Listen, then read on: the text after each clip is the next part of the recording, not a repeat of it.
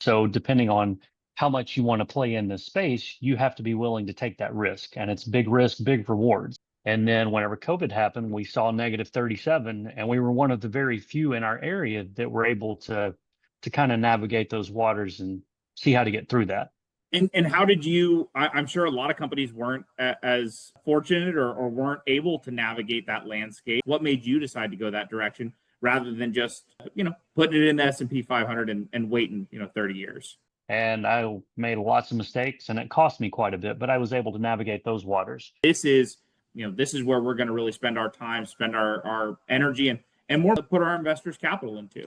We finally have gotten into that area, and it's just opened up a floodgate of potential new drills, potential reworks, just everything that we now have access to. You could invest into a single project, right, where there's a higher level of risk. And then there's also being able to invest into, say, like a corporate note or something like we offer. Now, we do take that money and we go out and we take the risk with it.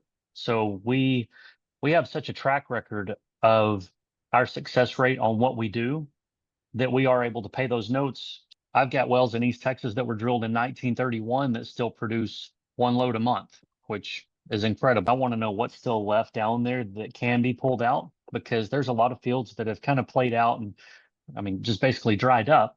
Whenever I first started, I bought a lease in 2017 that had close to 70 investors on it, and they were making a check every month. And I know we have some kind of proprietary drilling rights and some technology that we use in order to mitigate some of the risk. And so far, I think the last numbers that we ran were at about a 97% success rate on new drills with that technology.